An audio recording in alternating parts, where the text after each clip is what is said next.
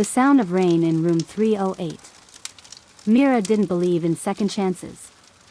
Not because she didn't want to, but because life hadn't given her many. She was 24, lived in a shoebox apartment above a late-night burger joint, and worked night shifts at a hospital she used to dream of walking into as a doctor. She wore scrubs now. Not a white coat. She handed over charts, changed linens, checked vitals. And at 3 a.m., when the world was asleep, she sometimes stood in the hallway outside ICU and stared at the red exit sign like it might lead her to the version of herself she used to believe in. There had been a time when she had it all. Top of her class. Early admission to med school. A future as sharp and focused as the scalpel she carried in her dreams. And then came the crash. It was raining. She was on the back of his bike, her boyfriend, Ryan. The bad decision she thought was her greatest love. They were laughing. She had her arms around his waist. He said, "Hang on." She said, "Go faster." She woke up in a hospital bed 2 days later. Ryan didn't. He'd been speeding, drunk, reckless. And she'd been the one who told him to do it. People said it wasn't her fault. But that didn't stop the guilt. Or the headlines. Or the shame. The whispers at school. The look in her mother's eyes. The girl who should have known better. The one who lost everything. She quit med school. Couldn't sit in those lecture halls.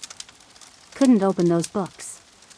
Couldn't bear the sound of sirens or the smell of antiseptic without flinching. So she found a job in the same hospital, but behind the scenes. Quiet. Anonymous. The place that once felt like her future became the place where she disappeared. And then came room 308. He wasn't supposed to matter. Just another patient. 25. Car crash.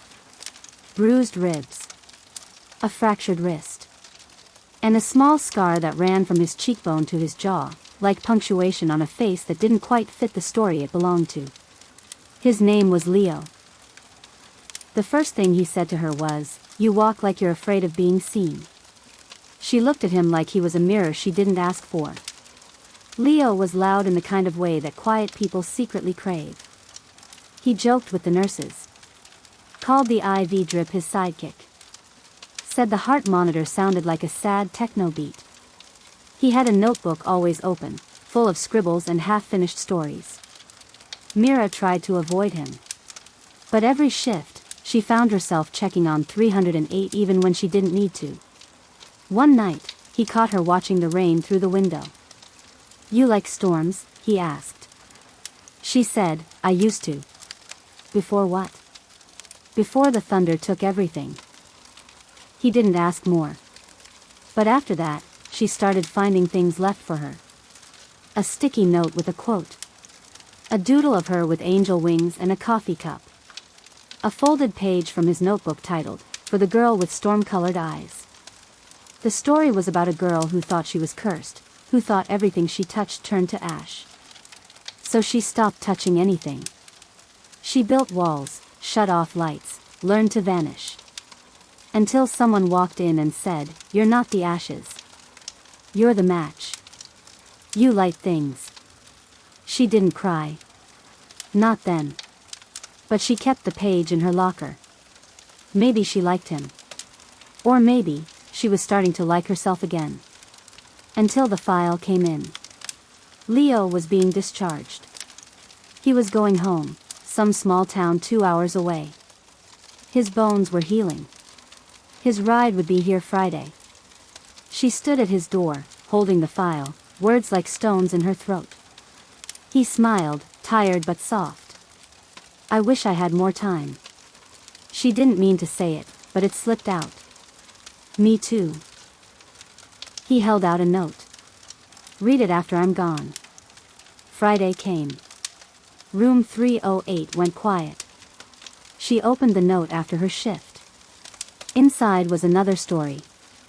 This one was about a girl who had spent years building a glass house full of broken memories. She thought if she stayed still enough, no one would see the cracks. But one day, she opened a window and let the world back in. The last line read, "The rain never stopped her again." There was a number at the bottom. And one sentence. "If you ever want to start over, I'll meet you in the storm." Mira didn't call him right away. She spent the next few weeks watching people. Old men laughing in waiting rooms. New moms clutching their babies. Interns yawning into textbooks. She stood in the shadows of it all, but for the first time, she felt like she could step into the light. She didn't need to be perfect. She just needed to try again. The application to med school sat on her desk for 3 days before she clicked submit. Not to erase Ryan.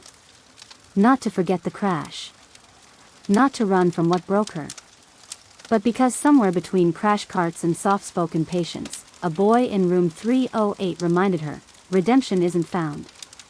It's built. Sometimes in broken wings. Sometimes in open windows. Sometimes, in love that didn't save you, but helped you save yourself.